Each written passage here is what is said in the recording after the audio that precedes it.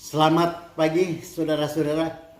Ini walaupun malam ataukah waktunya juga mungkin sore atau siang, tapi tetap selamat pagi. Artinya kita harus tetap semangat walaupun keadaan corona masih mengganggu kita ya.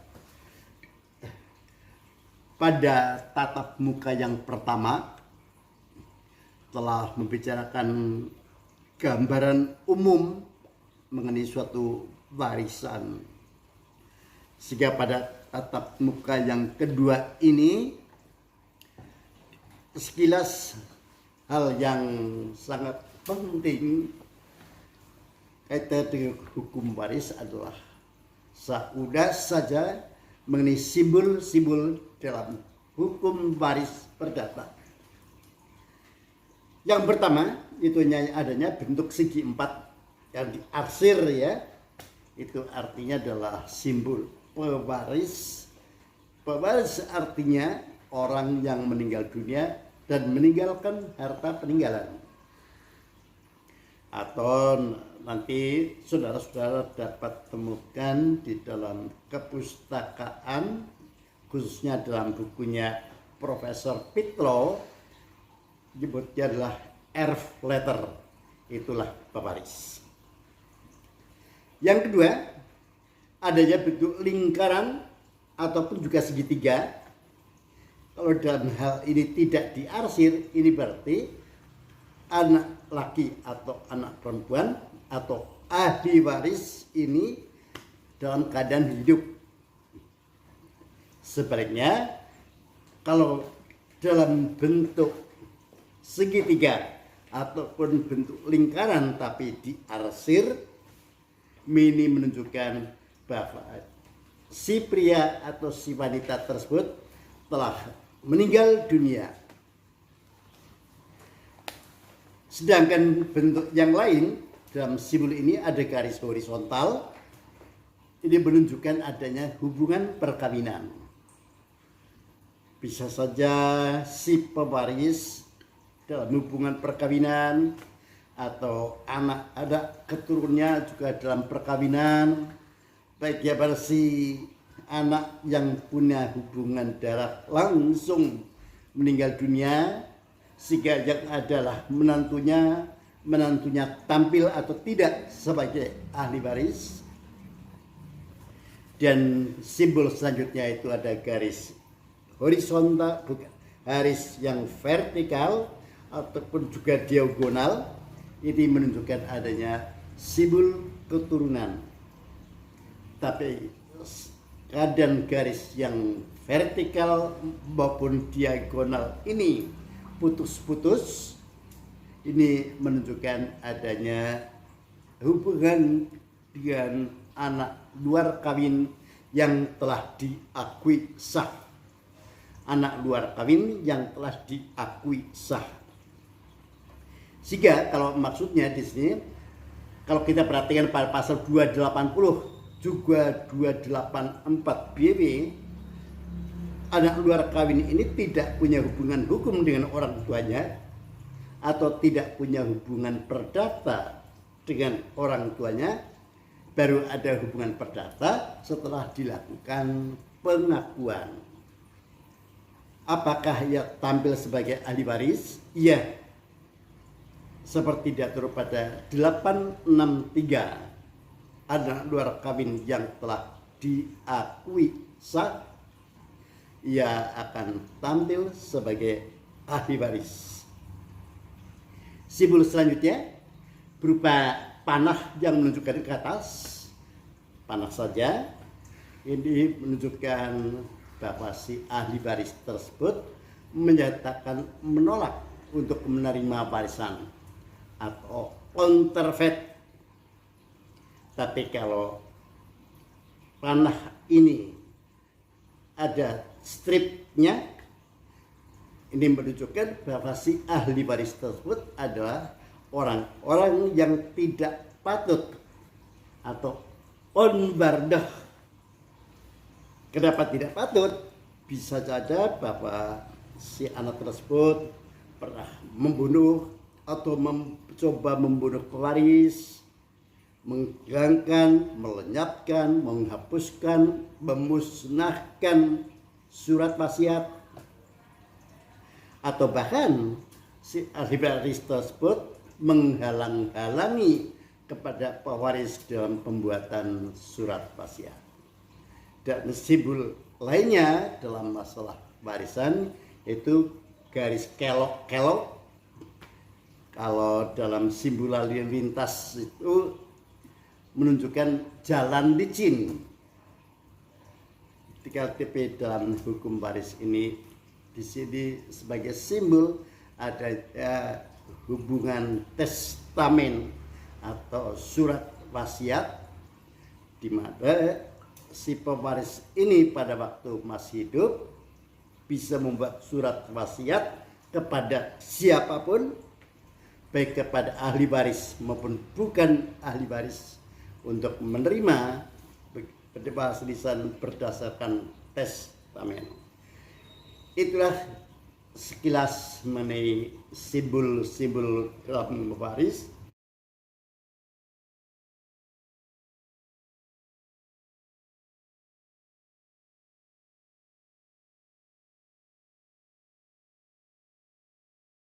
Ini juga tidak kalah pentingnya mengenai asas dalam hukum kewarisan perdata.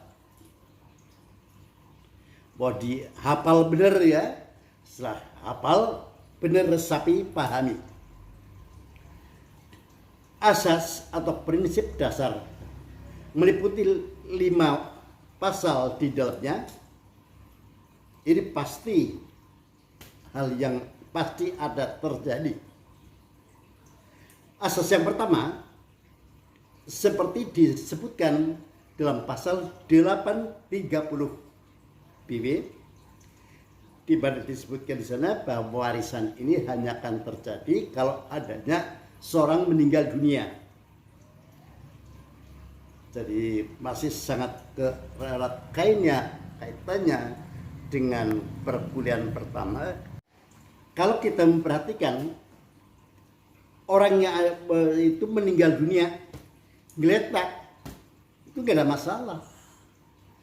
Tapi dalam kenyataannya dalam masyarakat nanti, bagaimana kalau terjadi misalnya seorang X ini karena adanya tugas atau keperluan naik pesawat atau kapal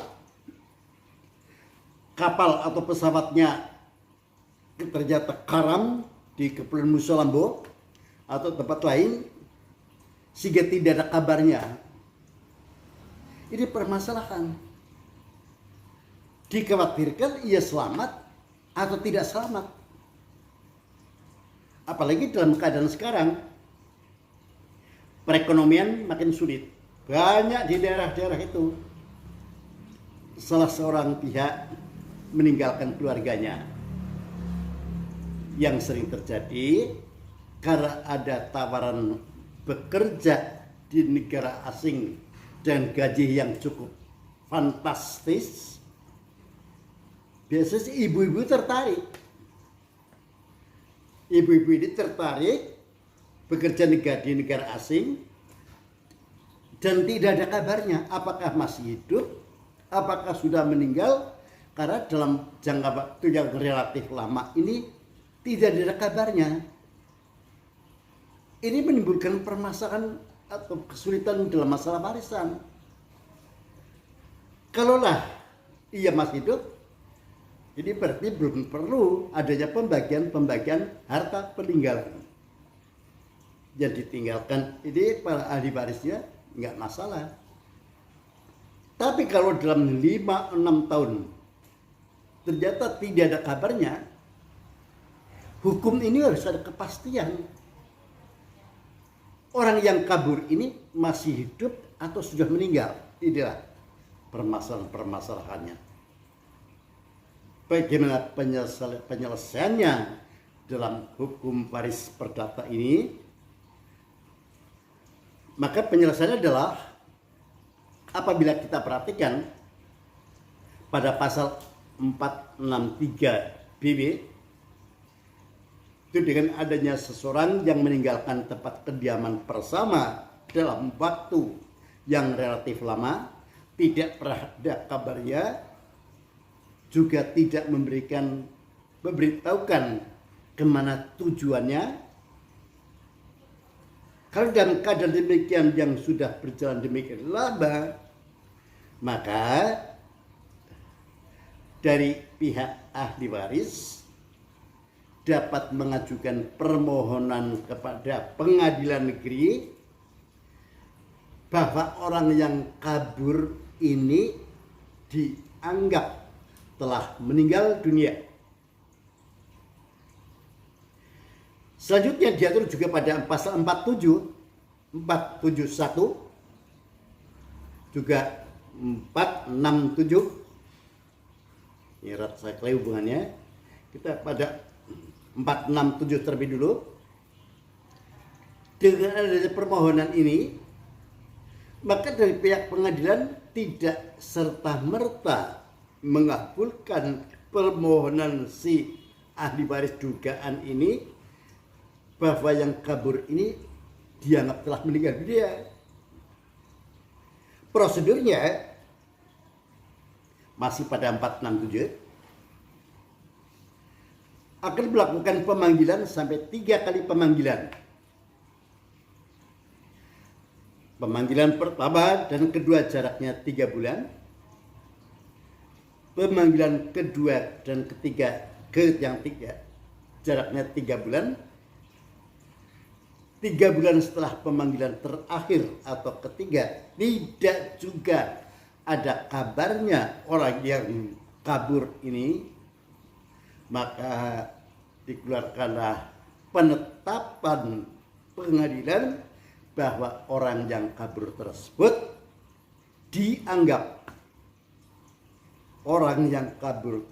dianggap telah meninggal dunia.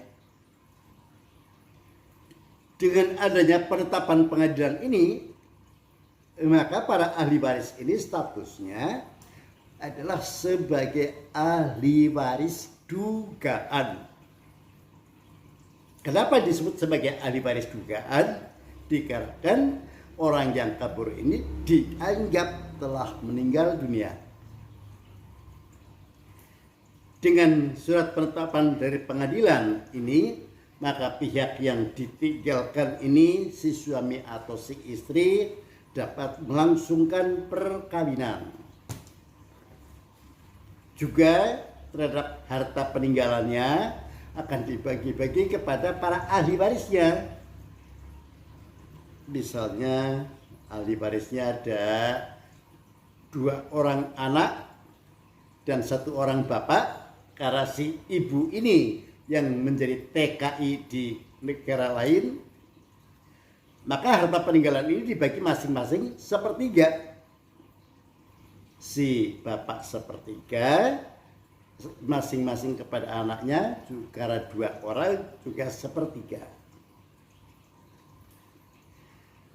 Tapi kalau tiba-tiba si ibu yang dianggap telah meninggal dunia ini pulang, gitu ya, gimana hak-haknya ini? Adanya perkawinan antara si bapak yang ditinggalkan, perkawinannya tidak dapat dibatalkan, perkawinannya tetap berlangsung. Bagaimana tetap terhadap harta peninggalannya? Inilah merupakan hak kebendaan. Artinya hak kebendaan ini adalah merupakan adanya hubungan hukum yang sifatnya mutlak, tidak dapat dibatalkan oleh siapapun, sehingga akan diperhitungkan kembali berapa jumlah harta peninggalan pada waktu itu. Sudah barang tentu kalau ada harta peninggalan yang lenyap atau habis atau di luar kesalahan dari para ahli waris ini ya harus dikurangkan.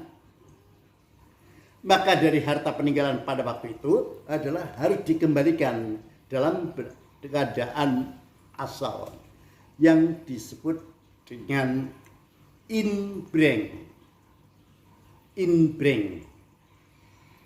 Jadi dalam keadaan asal ini sehingga nanti akan dibagi menjadi keempat orang. Ada anaknya 2 orang, ada suami dan istri yang berkurang, sehingga masing-masing 1/4. Itulah asas ya. Jadi harus ditetapkan terlebih dulu sehingga ada kepastian. Kalau orang kelihatan geletak udah nggak berawas, udah meninggal, tapi orang yang kabur inilah. Asas yang kedua, seperti diatur pada 832, ahli waris adalah orang-orang yang mempunyai hubungan darah terdekat dengan pewaris. Saya ulangi, ahli waris adalah orang-orang yang mempunyai hubungan terdekat dengan pewaris. Sehingga kalau adanya seseorang yang meninggal dunia, ada orang tuanya, ada saudara-saudaranya, ada eyangnya atau ada opungnya, ada cucunya. Siapa yang akan tampil sebagai ahli waris? Inilah nanti akan saya jelaskan mengenai penggolongan ahli waris atau sekelompok ahli waris. Orang yang mempunyai hubungan darah terdekat ini diuraikan dalam 4 penggolongan, tapi di sini saya sebutkan 1 penggolongan dulu. Nanti secara khusus mengenai penggolongan ahli waris. Kalau yang meninggal si bapak atau si ibu, maka yang akan tampil sebagai ahli waris inilah orang-orang yang tampil sebagai ahli waris. Itu orang-orang yang mempunyai hubungan darah terdekat. Jadi dengan adanya meninggalnya seseorang, ada anak, maka orang tua, saudara itu tertutup. Mereka belum tampil sebagai ahli waris. Namun sebaliknya, kalau terjadi adanya orang yang meninggal dunia, tapi tidak ada ahli warisnya, jika harus terlebih dulu oleh pejabat setempat ini dilaporkan kepada camat, kemudian kepada BHP, Biskamar, Balai Harta Peninggalan, juga kepada pengadilan, dilaporkan peristiwa ini, sehingga akan dilakukan pemanggilan. Kalau telah dilakukan pemanggilan tidak juga hadir, maka dianggapnya di sini bahwa dengan tidak adanya ahli waris, menurut pasal 832A ini, harta peninggalan tersebut menjadi milik negara. Menjadi milik negara, tapi sebenarnya sifatnya adalah sementara. Batas waktunya sampai 30 tahun. Karena apa? Bisa saja suatu ketika terjadi, sudah 20 tahun berlalu, ada seorang yang datang mengaku sebagai ahli warisnya,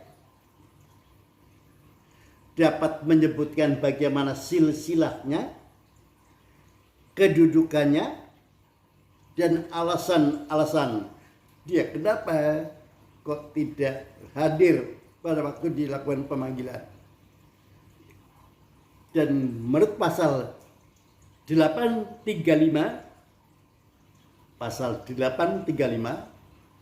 hak untuk menuntut ini baru akan gugur setelah 30 tahun. Hak menuntut dari si ahli waris ini baru gugur setelah daluwarsa 30 tahun. Jadi kalau sudah 30 tahun lewat, dia menjadi permanen, menjadi milik negara. Jadi masalah lain, kalau ternyata ada ahli waris meninggalnya pada saat yang bersamaan dengan pewaris, seperti diatur pada 831, ahli waris yang meninggalnya pada saat yang sama dengan pewaris, ini tidak ada aliran kewarisan. Inilah aturan-aturan di dalam BW. Dia jelas-jelas orang yang punya hubungan darah dengan pewaris, tapi ternyata dia meninggal pada saat yang bersamaan, maka ia bukan lagi sebagai ahli waris. Misalnya satu keluarga ini bersama-sama berjalan ke Taman Mini Indonesia Indah, terjadi kecelakaan di jalan sehingga ada ahli waris yang meninggal, pewarisnya juga meninggal, maka menurut pasal 831 ini tidak ada aliran kewarisan. Termasuk juga cucu-cucunya ini juga tidak dapat menggantikan kedudukan orang yang meninggal dunia yang bersamaan dengan pewaris. Tidak ada penggantian. Untuk penggantian nanti akan saya jelaskan secara khusus mengenai penggolongan ahli waris. Itu adanya ahli waris, golongan ahli waris yang menyatakan menolak, ada ahli waris yang kedudukannya sebagai ahli waris pengganti. Inilah yang diatur pada pasal 832. Jadi pada asasnya yang tampil sebagai ahli waris adalah orang-orang yang mempunyai hubungan darah terdekat dengan pewaris. Masalah lain, kalau yang meninggal adalah si suami, apakah istri tampil sebagai ahli waris? Karena istri atau suami yang hidup terlama ini pasti tidak punya hubungan darah dengan si pewaris, kecuali dalam perkawinan incest. Memang pada asasnya, dengan didasarkan pada ketentuan tersebut, di mana ahli waris adalah orang-orang yang mempunyai hubungan darah terdekat dengan pewaris, maka istri atau suami yang hidup terlama bukan ahli waris. Namun dengan sekaligus berkembangnya ilmu pengetahuan, di Belanda sendiri baru sejak tahun 1923, istri atau suami yang hidup terlama adalah ahli waris.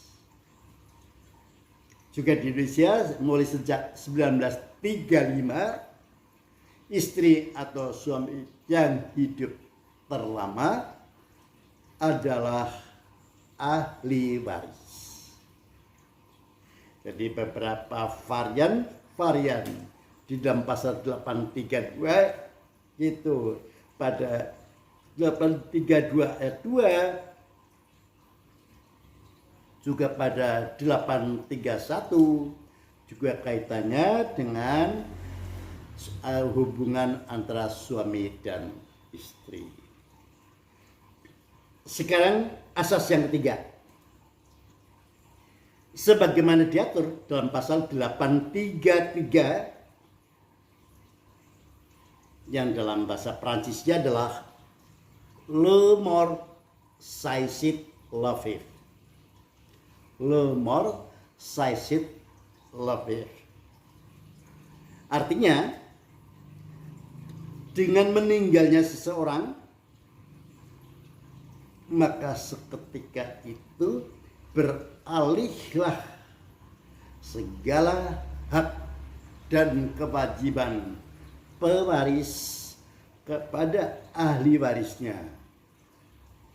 Saya ulangi, lemor Said Lafid, yaitu asasnya adalah dengan meninggalnya seseorang, maka seketika itu beralihlah segala hak dan kewajiban pewaris kepada ahli warisnya. Yang diatur dalam PP ini adalah mengenai segala kekayaan, bukan jabatan. Jabatan nggak dibahas. Mengenai hak dan kewajiban artinya segala kekayaan yang mempunyai nilai ekonomis. Ini asas. Sehingga perlu adanya suatu tindakan pengoperan hak dan kewajiban pewaris kepada ahli warisnya. Pengoperan hak dan kewajiban pewaris kepada ahli warisnya ini yang disebut dengan saisin. Inilah asas. Bisa terjadi seseorang meninggal dunia, ada sebagian harta peninggalannya yang ternyata dikuasai oleh orang lain. Misalnya dia meninggalkan sebuah rumah dan rumah itu disewakan. Itu kan di bawah kekuasaan orang lain. Maka di sini menimbulkan hak bagi semua ahli waris. Si ahli waris ini mempunyai kewenangan untuk menuntut kepada orang lain yang bukan ahli waris ini agar harta peninggalan tersebut supaya diserahkan kepadanya, kepada para ahli waris. Hak yang dimiliki oleh para ahli waris inilah yang disebut dengan hereditatis petitio. Hereditatis petitio, yaitu suatu hak yang dimiliki oleh para ahli waris untuk menuntut harta peninggalan yang dikuasai oleh orang lain yang bukan ahli waris supaya diserahkan kepadanya. Kaitannya dengan sewa menyewa. Si orang lain tersebut yang menguasai harta peninggalannya, tapi kan didasarkan perjanjian sewa menyewa. Sehingga dengan meninggalnya si pewaris tidak berarti berakhir mengenai sewa menyewa itu. Seperti juga kalau kita perhatikan mengenai perjanjian sewa menyewa pada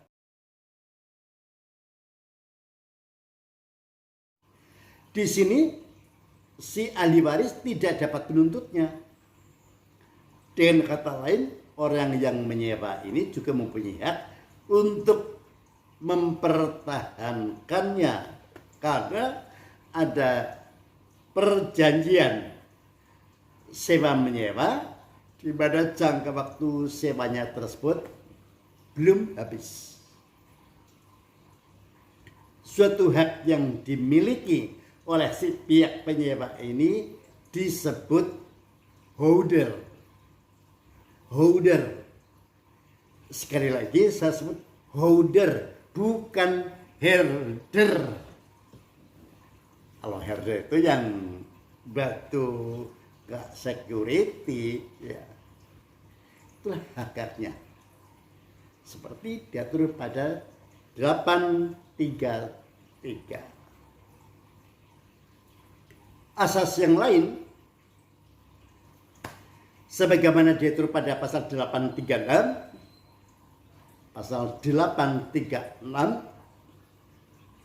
bahwa asasnya bahwa semua orang adalah cakap untuk mewaris. Pada asasnya bahwa semua orang adalah cakap untuk mewaris. Permasalahan yang ada di sini adalah bagaimana kalau si ibu yang sedang hamil suaminya meninggal. Apakah anak yang ada di dalam kandungan ini yang belum lahir ini apakah juga ahli waris? Maka kalau kita perhatikan pada pasal 2 BW,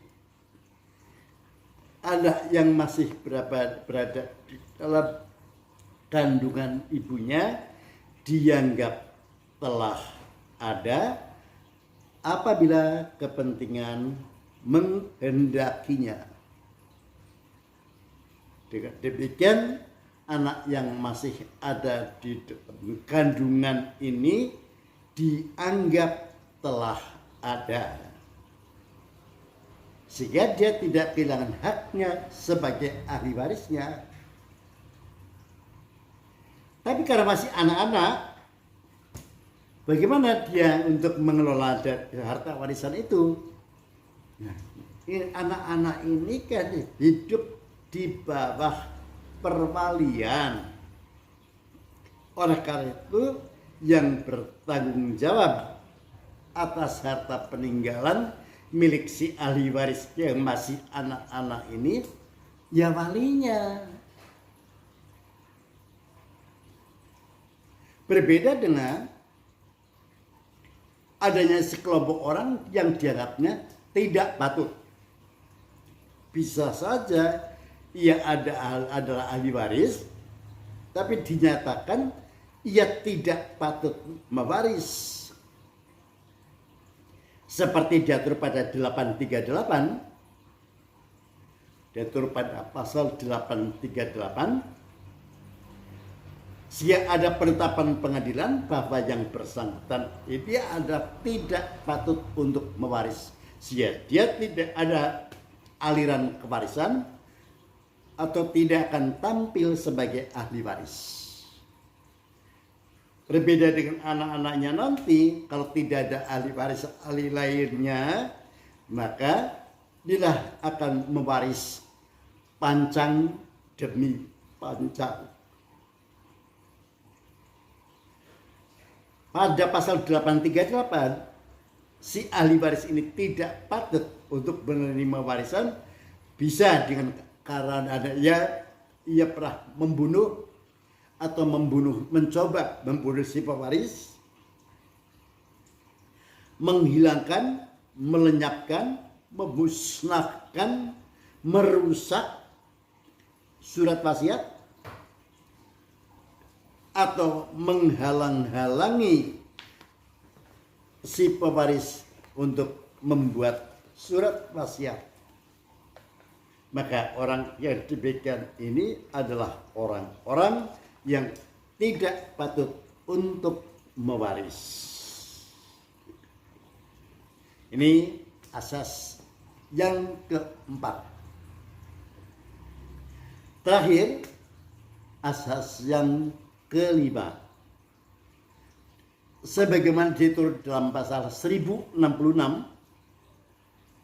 yang menyatakan bahwa harta peninggalan tidak boleh dibiarkan dalam keadaan tidak terbagi.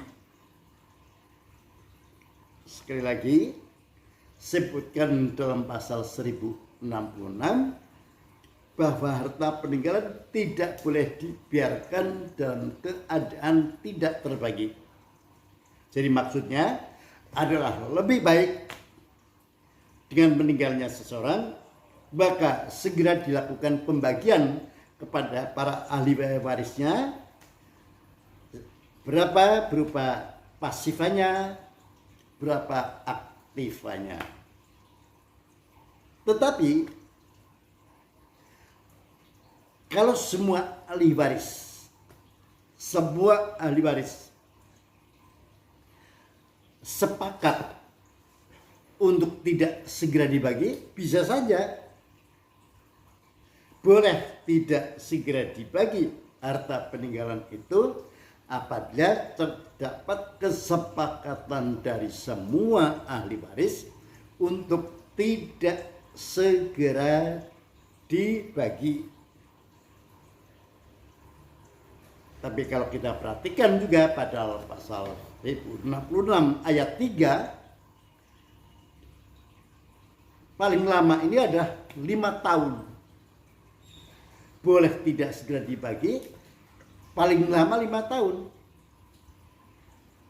Tapi kalau sudah 5 tahun berlalu, semua ahli waris ini sepakat untuk tidak segera dibagi, ya boleh saja sepanjang masih ada kesepakatan dari sebuah ahli waris boleh tidak segera dibagi, maka dibuatkan lagi perjanjian untuk perpanjangan pada tahap kedua.